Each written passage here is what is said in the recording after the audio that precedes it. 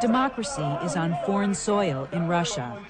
For hundreds of years, the dictatorship of the Tsars dominated Russian life. 75 years ago, the dictatorship collapsed. In a nation of hungry, desperate people, revolutionaries seized power. But their goal wasn't democracy. It was Soviet communism. Today, to an American visitor, it's clear that people are desperate again. And what is he saying? Milk to the children. Give us food. Like Pazor, they say no, no to Gorbachev, no to Yeltsin, no to Democrats. So who do they want? Well, they want communism. They want Soviet power. They want the old system. Lenin, Stalin. Lenin, Stalin, exactly.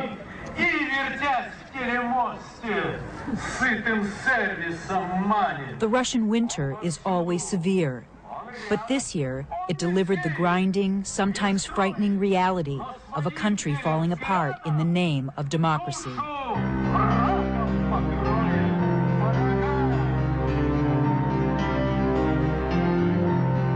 The Antonov 124 carries 200 tons of supplies. Spearheaded in San Francisco and donated by the American public, may save hundreds of thousands of lives.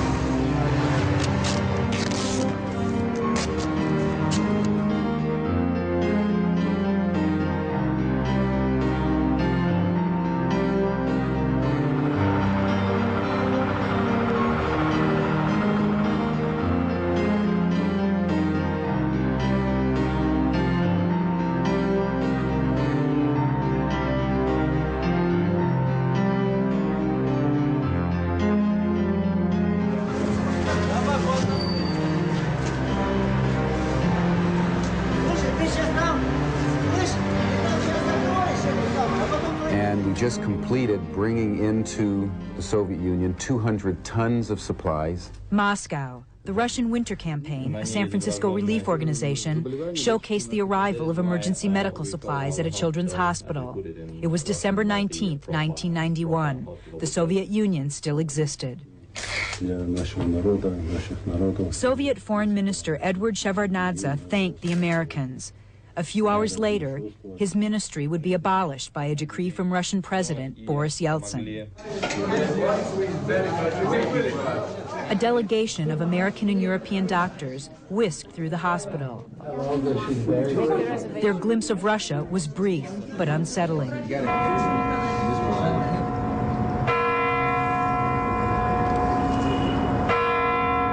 I'm Jeanette Gittler. The Russian medical emergency and the airlift were my introduction to Moscow. But I was here to see more, to see what the collapse of the Soviet Union was doing to the lives of ordinary people. Western experts say the Soviet Union is facing a food crisis and won't have enough supplies to feed its people. The impression created back home was grim. TV images of empty shelves and anxious people. Images of a country that was unstable and unpredictable. Outside our hotel, the stereotype began to erode almost immediately. Our driver, Boris, seemed encouragingly resourceful. Здравствуйте. Good to see you. Good morning. Работа нужна. To fix it. To fix it, yeah. A few years ago, the government would have dictated what a Western camera crew could do and see. Instead, with our interpreter Lena as guide, we were completely on our own. We had arranged to visit a children's hospital that had received some of the American medical aid.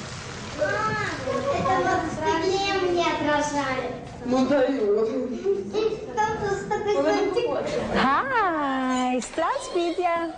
Здравствуйте. We visited a ward for girls with kidney disease. Initially, politics seemed irrelevant here. Making friends was easy. Oh, that's big, huh? For you?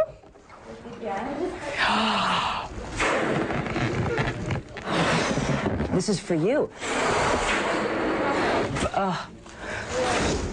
But no one is safe from the political chaos here, especially not sick little girls.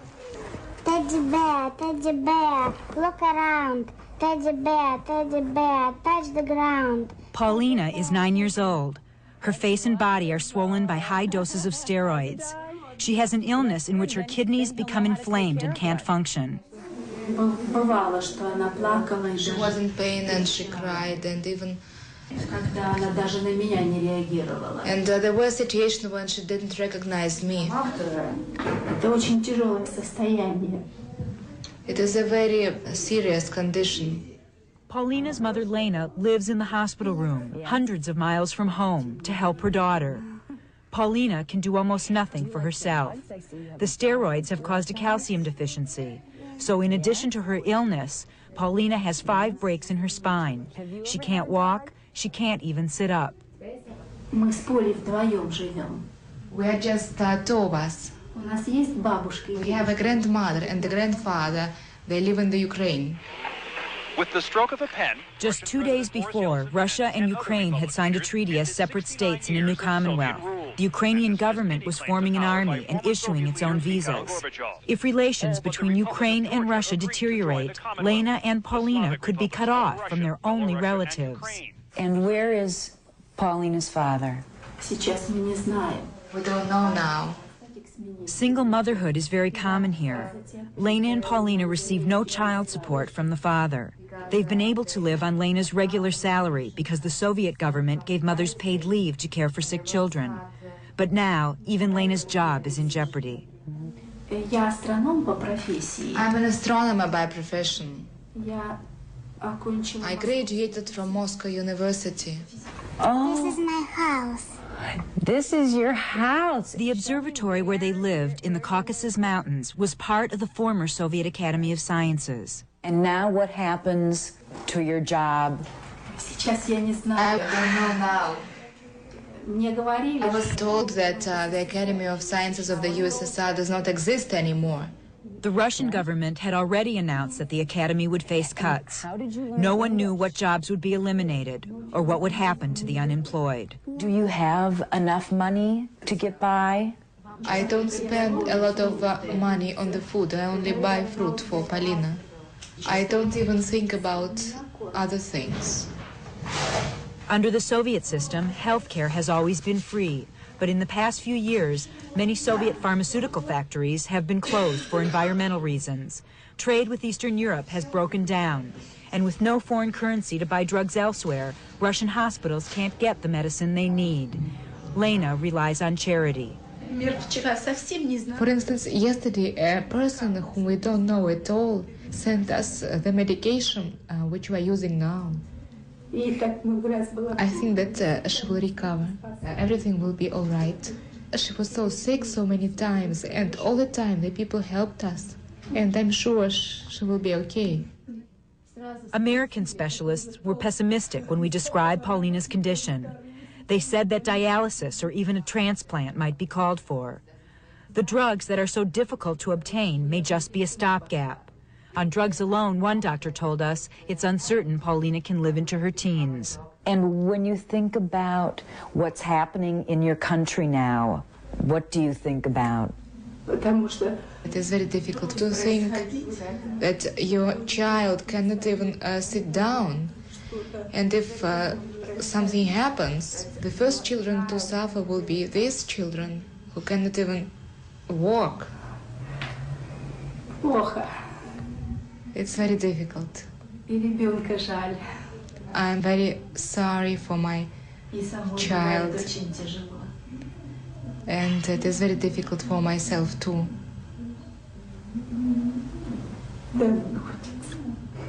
I want to go home.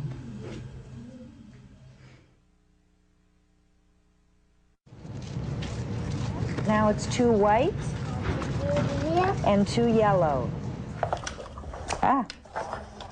It's falling apart. You can only be 4 to do this right. I met Anastasia, Nastya for short, at the Children's Hospital. She was under observation for a suspected kidney illness. Nastya is 4.5. So you just the 2 and like this. The hospital allowed her to go home on weekends. Nastya's mother invited us too.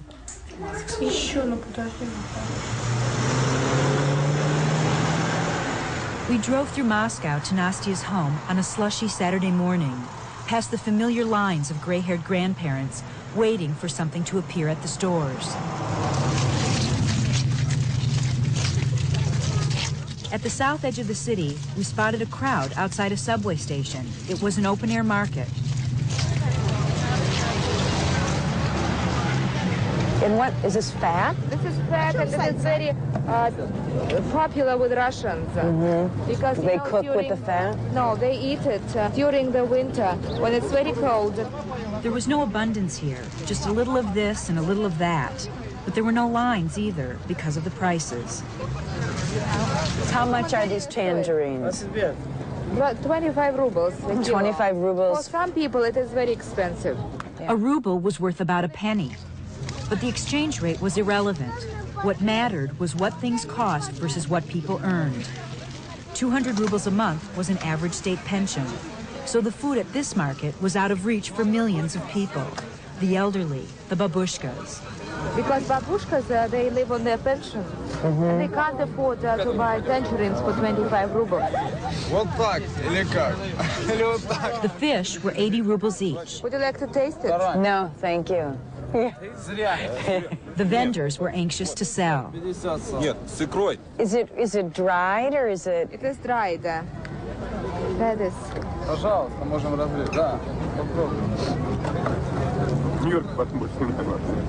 It's very fishy. Very salty. It's a gift. Thank you. Спасибо. Nastya's home was nearby in a neighborhood of huge gray apartment blocks, one after another. Do you know what floor they're on? Yes, 5th floor. Despite the shortages, Nastya's mother prepared food for us as a matter of course. Hospitality seems to be ingrained in Russians like a genetic trait. Nastya, what do you have here? Do you have a tea party? By Moscow standards, the 3-room apartment was spacious. But until recently, the family had shared this one room because Nastya's grandparents lived here too. Oh, what's that? Это что? Это кто? Вы знаете, баклажан. Don't you know it's an eggplant? I didn't know it was an Я eggplant. не поняла, что это. Mmm, delicious. Is it hard for you to get food? Да. Yes. Яйца, масло, eggs, butter, meat. Lena and Igor Grishin are Nastya's parents. Her father works for a trading company that recently formed a joint venture with an American firm. Igor can use his contacts at work to barter for some of the things his family needs. But there's only one way Lena can get milk for Nastya. To be able to buy it, you have to come up to the shop at 5 o'clock in the morning. The shop is opened at 8 o'clock. And it takes only 20 minutes, you know, to sell all the milk they have. So do you stand in line from 5 o'clock in the 5 morning? утра стоите? Lena waits 3 hours for milk every other morning. Just trying to live a normal life here is a stressful job, and it shows. The divorce rate in Moscow is almost 70%. But Lena and Igor say they're devoted to each other. First of all, Igor is very businesslike. And Lena loves him very much.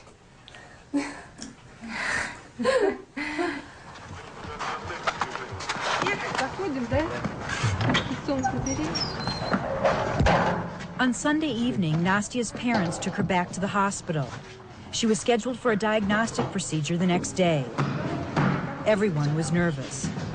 The Russian medical crisis affects every aspect of care. In case of serious illness, guidebooks tell Western visitors to leave the country immediately, rather than check into a hospital here.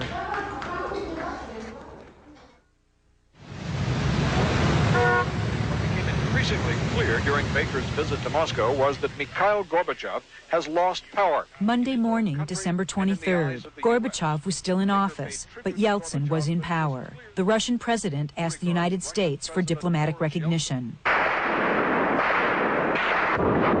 In the former Soviet Republic of Georgia, rival political factions fought in the streets for the second day in a row. And in Moscow, at Children's Hospital No. 1, Nastya was in the operating room. Abnormal urine and blood tests had alerted doctors that something was wrong with Nastya. She had no overt symptoms. In this procedure, a specialist would examine her bladder. He had no gloves, but he did have the necessary endoscope.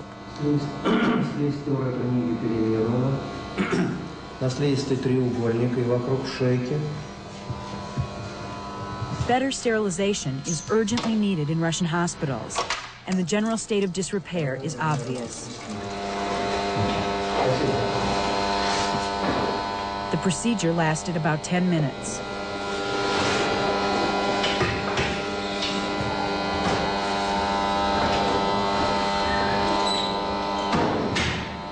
Is there a lack of medical supplies in this hospital? Undoubtedly so. A lot of things are scarce. We need the equipment of X-ray manufactured by Siemens company. We need special equipment for research of the kidney. Russian hospitals can't be accused of coddling their patients. Less than an hour after Nastya was unconscious in the operating room, she had to walk through the winter snow back to her room.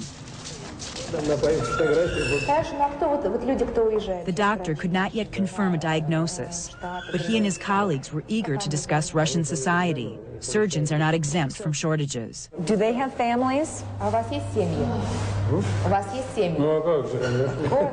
course. Do you stand in the lines when you go to the market? Of course. The Soviet government has touted women's equality for the past 70 years. More than half of the doctors are women, yet specialists and surgeons are almost all men. Women, if they work very hard, don't have enough strength left for their personal life. Right. So do they think that women are intellectually capable of doing their job? Yes, of course. If it's not for the physical work, the women would have been doing this easily. Operating, for instance, at night, from 1 o'clock in the morning till 5 o'clock in the morning. And do they think they get paid enough money for their work? No, no. It's like a joke. The specialist who examined Nastya said his salary is the same now as it was decades ago when he graduated from medical school. 800 rubles a month. According to the official rate, he gets $8 a month for his work. And so are you angry about that? Вам это не нравится? Да? Да. А кому же нравится? Of course I'm very angry. Краха колоссального и то, что нам добавили. We now make the same money as the ladies who clean the shops make. The same money. Why should I be happy? Просто любовь к профессии. It's just the love of my profession. That's it. Nastya felt fine after the procedure, but the inconclusive findings compounded Lena's fears. What did the doctor say? The doctor said that they need to make more tests. There may be an operation recommended because there's something wrong with the bladder. And how do you feel about that? I'm very nervous. The prospect is frightening. If Nastya contracted an infection from the surgery, there might be no antibiotics to treat her. And AIDS is a persistent fear when needles and surgical instruments must be reused. We often said that the state takes care of the mothers and the children, but this is not true. Nobody is interested in making a common person smart or better. They just don't need common people. At day's end, all Lena knew was that she still didn't know what would happen to her daughter. The U.S. now regards Russian President Boris Yeltsin as the power in what is left of the Soviet Union. There was no prognosis for the nation either. Inside the Kremlin walls, Gorbachev and Yeltsin had met for 6 hours that day. But Gorbachev had not yet resigned. The country was in limbo. Through a critical transition. We were in limbo too. A Soviet official who had taken our passports and visas had vanished. The new Foreign Ministry of Russia didn't know where to find him or our documents. From here, on Red Square, Joseph Stalin purged 15 million of his own people as enemies of the state. Now, the Kremlin's police state seemed to be history, like the brutal reign of Ivan the Terrible, who left St. Basil's Cathedral as a souvenir.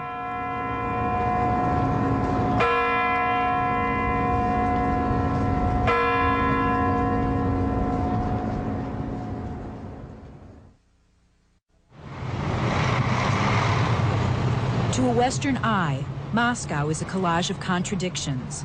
A mysterious cloud of steam hovering over the snow camouflages what turns out to be a winter sport, swimming in sub-zero weather. In a nearby shop, children stand bundled up against the freezing weather, eagerly eating ice cream as though they're unaffected by the bitter cold. But the most striking contradiction is economic. The Russians have a saying: "We are a nation of paupers sleeping on a country of gold." And it's true. These are citizens of a land with astounding natural resources. Gold, copper, timber, coal. The Russian people walk on a bed of more crude oil than almost any other nation. And yet their gross national product is actually shrinking. Their standard of living keeps declining month by month. A statue of Karl Marx still stands on a street corner, but his warning that capitalism inevitably exploits working people has been drowned out by Russians clamoring for Western business connections. We can say that in the Soviet Union there is El Dorado at the moment. It is like El Dorado. This businessman is the owner of Comtex, a trading company that set up shop 6 months ago. The small staff is forging a network of suppliers of inexpensive goods Comtex can import and sell here at a profit, which would have been illegal under the old Soviet regime. The company is a joint venture. It's a Russian-American joint venture. In this country, this word business sounds new, but you can do all kinds of things here. You only have to want to do it. While Nastya and Lena Grishin are at the hospital, Igor is at Comtex, where he's in charge of technical operations. Igor told us the company often gets a 10-to-1 return on investment. We mainly sell and buy jackets and tennis shoes, mainly Chinese goods and chewing gum. This is a birthday card that sings happy birthday, plays happy birthday. The point is profit. Chinese tennis shoes are not made of natural leather. They do not last long. We're not interested in buying expensive goods. We're interested in buying cheap goods. Only one domestic product was worth carrying: bed sheets. It is very difficult to buy the bed sheets made in the Soviet Union now. We have a very small quantity of these. But you have connections. У вас есть связи? Да, естественно. Yes, naturally. New laws encourage free market capitalism and prohibit the state from confiscating private profits. We're guaranteed from somebody taking away from us what we have earned. Of course, if there is no military coup. Do you worry about that? Вы волнуетесь об этом? Конечно. Yes. Do you think that's likely? Вы думаете, это может произойти? Все может быть. Везде все может быть. It's possible. You never know.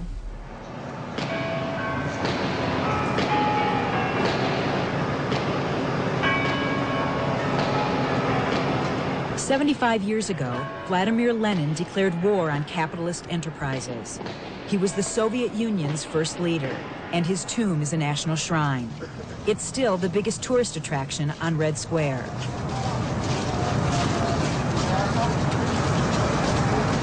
Lenin ordered the confiscation of private industry. He created an economy planned and run by the state in the name of the workers. Under the Tsars, this building was the Moscow Stock Exchange. Under the Soviets, it became the post office. Lenin's bust still graces its balcony, but the floor below has reverted to a capitalist function. This is Moscow's new commodities exchange. Here, brokers trade goods in a free-for-all that's the antithesis of a planned economy. Gerald Chernyshov is one of the traders. I think that we should not differentiate between socialism and capitalism and communism, because people are the same everywhere in principle. Were you raised to believe in communism? Нет. Frankly speaking, no. I became a member of the Communist Party because I clearly understood that you cannot get a promotion without being a member of the Communist Party. I think that in theory the communist ideas are not bad, but I don't think that people in this country who tried to implement communist ideals were honest and sincere. Gerald earns 2,000 rubles a month, plus commissions, a very good income by Russian standards. One of the firms he represents is Comtex, the company Igor Grishin works for. The day we visited, Gerald was trying to sell a load of industrial cranes for Comtex. It's a familiar job in America, but not here. What kind of training do you have? I didn't have any special training for that. I graduated from the Moscow Auto Mechanic College. Everything about the exchange seemed improvised. Only one of the boards was working. There were few computers, and telephones were at a premium. Unfortunately, laws and their enforcement are still being improvised too. It happens sometimes that people are selling goods which don't exist at all. Do you ever do that? No. I am never engaged in such machinations. I think that honesty is the best policy. Gerald Chernyshov is part of a small elite who've created a comfortable life in a disintegrating nation. We saw a dramatic contrast when the Soviet official who had vanished with our passports reappeared and invited us to visit a communal dwelling. 90% of all Russian housing is still government-owned. Here, each so-called apartment is one room, divided by a curtain. This family of four was expecting another child. The whole family sleeps together at night in bed? The boys sleep behind the separation, and we sleep here. And the baby will be in here with you? This put. This is the kitchen for all these families who live in this side of corridor. Under the Soviet system, people were assigned places to live. About 1/5 of the population is still housed in communal apartments. 19 people share this dilapidated kitchen. The entire building, about 150 people, share a single shower. This building is squalid even by Moscow standards. As we walked from door to door, the litany became familiar. No one wanted to live here. Everyone was trying to get out. How long have you lived in this apartment? 11 years. 11 years. Is there a chance that you may be able to move into a larger apartment with your children? There is always hope. Are you on a waiting list? We've been on the waiting list for 11 years already. And what do you think about your situation? What can we say? There are no words. You can see it with your own eyes. Now, I want to show you our toilet. Okay. Our guide, Sergei, was a diplomatic attaché in the now defunct Soviet Foreign Ministry. And 19 people share this bathroom. I don't want to say that this is a bathroom. No. What was most startling was that Sergei, a diplomat, had to live in this building. Only 2 works. Only 2 toilets work, the third one doesn't work. This is broken. And does anybody fix this when it's broken? Anybody, no. Nobody fixes Nobody it. fixes. Even in this cramped one-room studio, Sergei and his wife Vera offered us tea and homemade preserves. Do you find it difficult to live in this situation? Тяжело жить в таких условиях. Yeah. Sergei still did not know whether he'd have a job in the new Russian Foreign Ministry. This tiny space was his only refuge from the uncertainty and chaos outside. I'm happy with my wife. That's our situation. Right. One thing that I think about when I think of living in such close quarters is when I'm not getting along with my husband, I always like to have somewhere else to go. But in this situation, there's nowhere to go. Возможно, если вдруг вы поссорились, куда-то одному выйти. Об этом мы не думаем, поэтому мы не живем. That's why we never quarrel. You never quarrel. And how long have you been together? А сколько вы уже вместе? 7 years. 7 лет. 7 years, and you've never quarreled in 7 years? It's a good marriage. Да, наши друзья нам завидуют, скажи. Everybody envies us.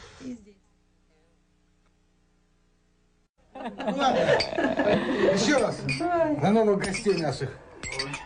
To our new friends. Right, that's nice. To our new friends. Гостей наших. There is food in Russia. A few days after we met Igor and Lena Grishin, Igor's parents invited us to their home. They offered us chicken, meat, and even wild mushrooms. Everything is homemade. That's why it's so good.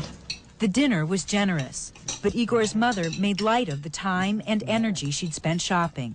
How long did you have to wait in line for this? Actually, Был дело, да? Nikolai and Galina have been married for 33 years. Galina is retired from her job at a defense plant. Nikolai is a manager at a state-owned umbrella factory. He used to be a local official in the Communist Party. I need to hear about your background in the Communist Party. Oh.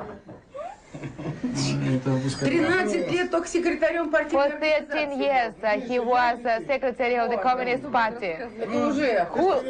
She's going to talk for me. She knows everything. Yeah, but really, I've been in the Communist Party for 30 years. 30 years. Galina, were you a member of the Communist Party? Партия я не была и не хотела даже. Never wanted to join it. Я вышла из комсомола и все. I don't want to say yes when I'm told to say yes. I want to have my own opinion. An independent woman. Вы независимая женщина. Точно. Exactly. Both the Grishins believed in the principles of communism. We believed in the future, in the better life of the people. All the time they said that if you work hard, you'll have everything. When perestroika began 5-6 years ago, I became disillusioned. We believed Gorbachev. But when they started to open our eyes, when there were facts of corruption at the top, many of us, we were horrified. How come? Why? Why do we, common communists, have to live like this?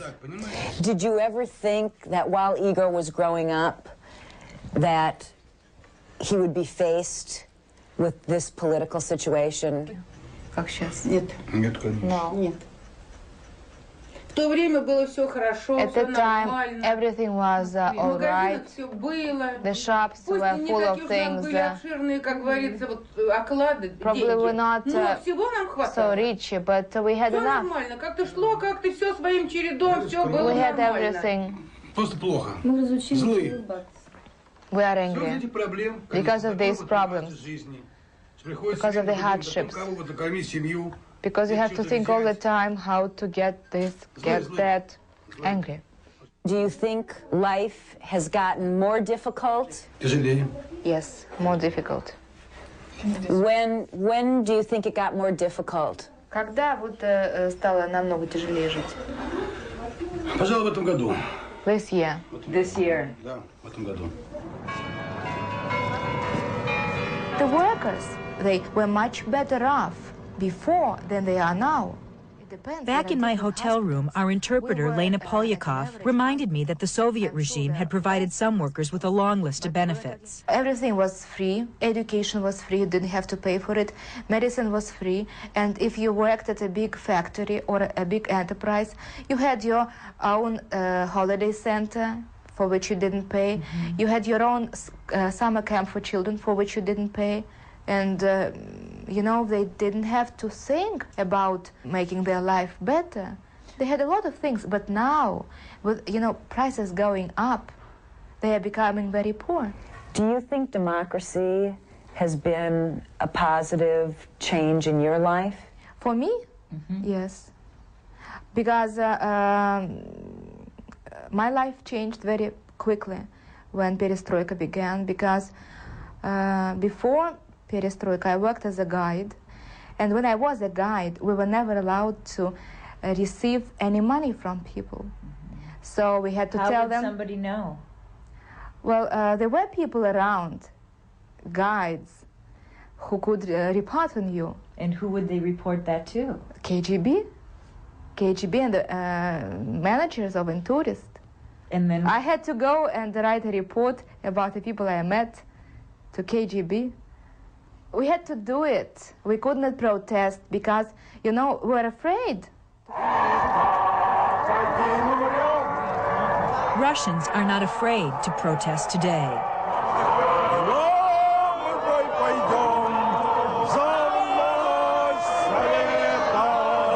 On a snowy Sunday morning, we got word of a pro-communist demonstration. The party was officially banned after the attempted coup last summer, but dozens of new small communist parties have sprung up since then. The working class of Moscow is gathered here, this man said. Yeltsin will come to an end soon. Down with Yeltsin. Don't let the American capitalists invest here. There were a number of blatantly anti-Semitic signs. This one equated NATO with Zionism. And when our Russian camera assistant told a few demonstrators that his mother had married a Jew, they seemed shocked. Your mother betrayed her Russian heritage, the woman said. It seemed like a modest-sized demonstration, until we arrived at the steps of the state radio and television headquarters. What are they cheering about? They say we demand to speak on television. The hungry workers should speak on television. Lena, can you tell me what some of the signs say? Give us food.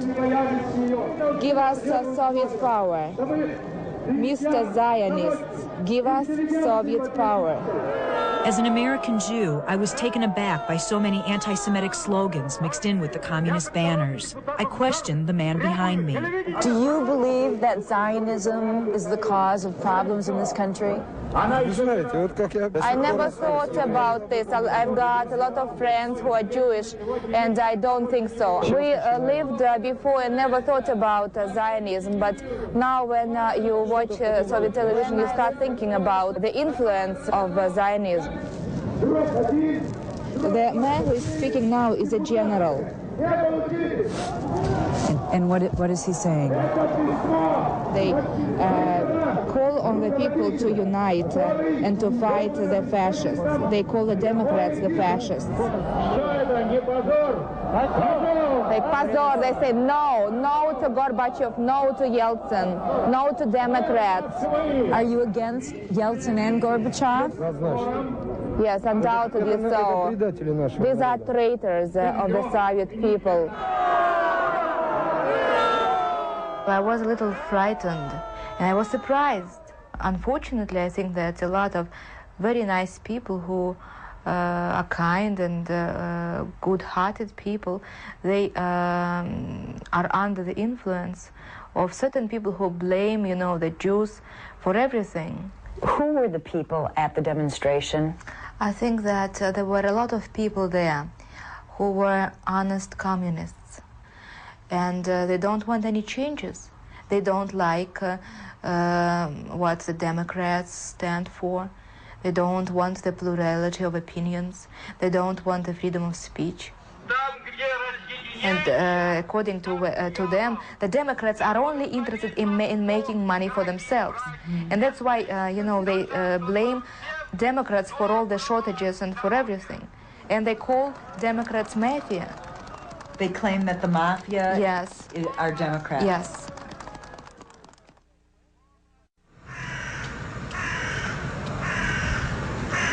In Moscow, morning light reveals lines already formed. At one shop, Lena Polyakov waits for milk. There are longer lines to buy meat. Lena had been there since before 7, with her neighbors from nearby apartment buildings. One woman didn't think American television ought to show the scene.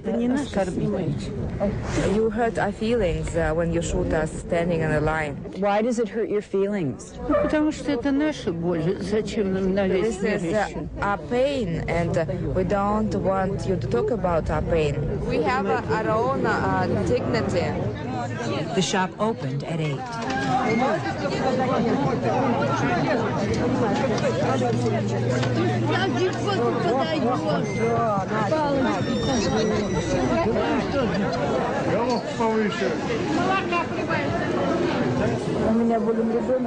My child is sick. He's running very high fever. The woman ahead of us had a sick child home alone in bed. Another woman had been working all night. She had to come here before she could go home to sleep. My pension is 110 rubles. I worked for 42 years, and probably I still have to work until I drop dead. About 10 places ahead of us, the supply ran out. Why are we still standing in line if the milk is all gone? Just in case. In case what? Probably just in case they have some more milk, but... Do you think they won't have more? There was more, however, for us. Let me get this straight. This woman whose child was sick and had a fever left because they said there was no more milk. You go up to this woman, and because we have a camera with us, she's told you she'll get you a liter of milk? Yeah. Well, that's what happens. For instance, if this lady has got some friends, she will put aside some milk for her friends and her relatives. That's why they don't have, so much milk here when they stand in the line. It's no surprise workers set aside milk for friends, but Muscovites complain that corruption has become routine at every level of society. Food disappears, foreign aid disappears, the black market flourishes. We took our milk to Lena's neighbor who'd been ahead of us in line. Пожалуйста. До свидания. He was once heralded as a leader around the world, but now U.S. officials expect Mikhail Gorbachev to resign as Soviet president. Gorbachev finally set December 25th to resign. It isn't a holiday here. Russian Christmas is in January. But Lena invited us to celebrate American Christmas with dinner at her home. We offered to pay for groceries, which meant that we could afford to shop at a farmer's market. Who comes to this market? Well, anybody can come to the market, but not anybody can buy at this market because the prices are very high. It looks like butter. Is this cheese or is it butter? I think it's butter. This is 100 rubles. How long do you have to wait in line to get butter normally if you don't come to this market? Well, you have to find the line to begin with. Oh, where they have butter. Yes, to find the line. For butter, you have to stand probably for several days in the line. They have the waiting lists. Here was the only good-looking fresh produce we saw in Moscow. Piles of it.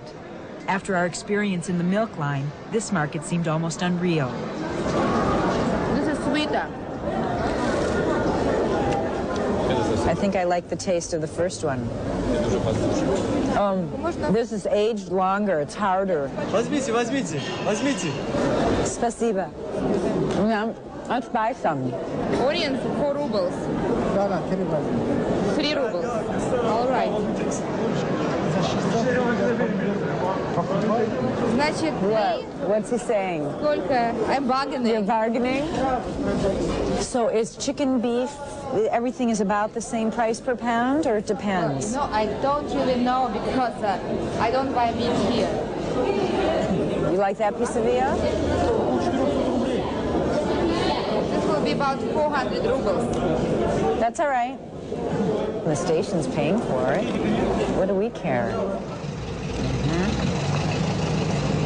Outside the shop where we'd waited in line for milk, a shipment of food was leaving by the back door. They have the system of orders. Eggs, chicken, tea, canned goods. Half of everything the shop received was routinely sent to a private business. They pay money. They pay money to the manager of the shop. Plus 2% for the service.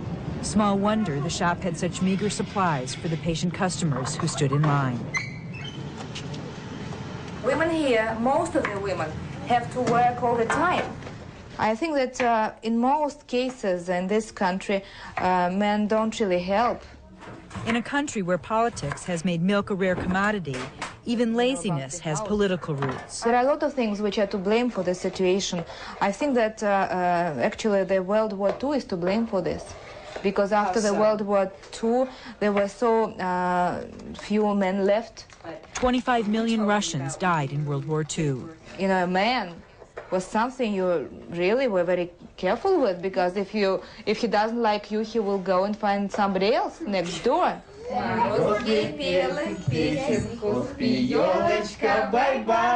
Lena is lucky. Her mother lives nearby and comes over to help with the two girls. Lena's husband, Sergei, is a successful artist, about to have his first show in America. They have a large apartment, even studio space. They got it after they married, by trading their two single apartments with two families who lived here communally. We'll dance while you do the cooking, okay? We'll enjoy. He says, but please tell them that when I work with the paintings, I have no time to help. Right. Just before dessert, Gorbachev's resignation was on Russian television. I'm resigning, and I have to make my mind about in what form I can continue my participation in the life of the country. It's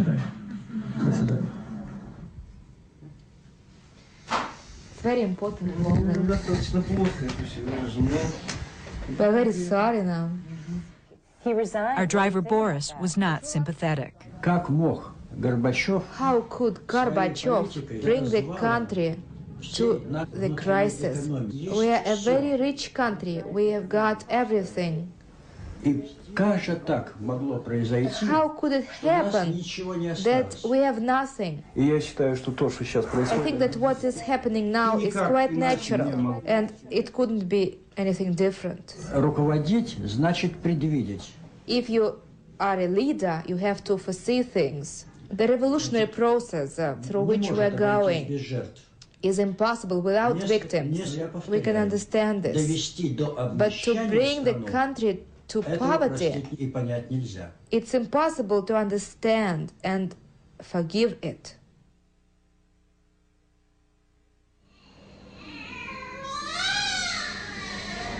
Ooh, I just want to hold them and cuddle them. They're so cute. This one's so cute. You look like a little old lady, all wrapped up like that. Babushka. A babushka. You look like a little babushka. We began our stay in Moscow at a hospital. As the Soviet Union finally self-destructed, we went back, this time to a birth hospital. Where is your husband? Working. And not here, huh? And why not?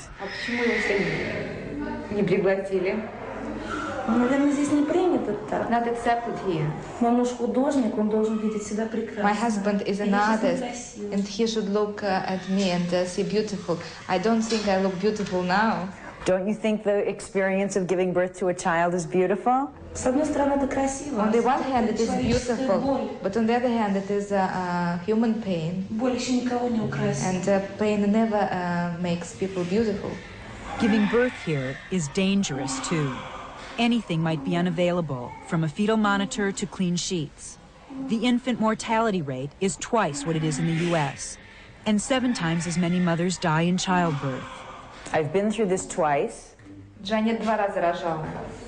Yes, and the second time, I had 2. У нее были близнецы.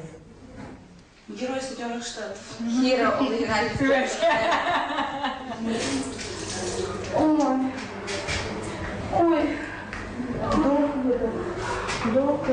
Russian women are used to hard labor. Every woman we met described the institution of birth under the old Soviet system as a rough, impersonal process. Lena told me how she'd heard nurses respond to women in labor. They just said this is natural pain and don't you scream, and why do you scream like you are a pig? They're understaffed, they're underpaid, they don't really care. Правильно, потому что вы не позволяете. Says that he does not allow the midwives to behave like this. Dr. Leonid Berkovich runs one of the most reputable birth clinics in Moscow. They wouldn't behave like this in his presence. Has he heard of that happening, though? Но вы слышали о том, что такие вещи происходят? Yes. That's why I warn the workers who work in my department that this is not the way to behave. As we talked, two mothers went into the final stage of labor.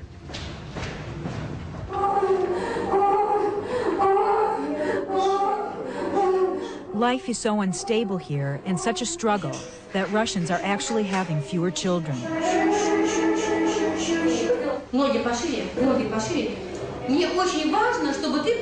The women had no drugs for their pain. Don't think now about yourself. Please think about the baby.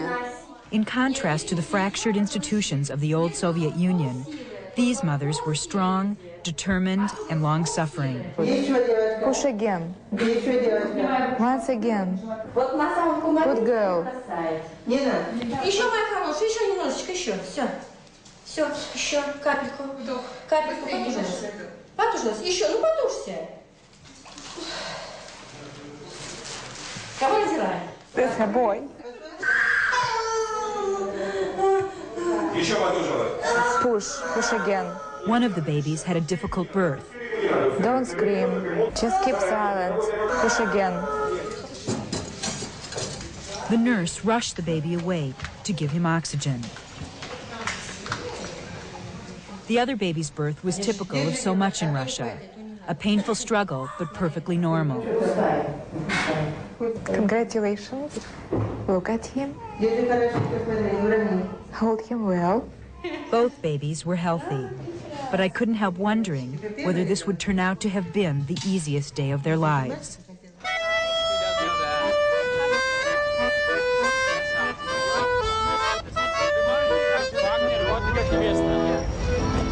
As a winter storm descended on Moscow and the temperature dropped, newlywed couples held to tradition, celebrating the future at the Lenin Hills, an observation point above the city.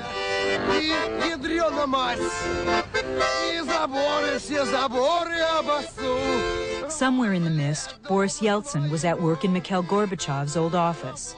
His finance officials were arguing with the Ukrainians about price controls. But the Russian winter had closed off the view of the capital. Here, there were only champagne and music and a toast to the future.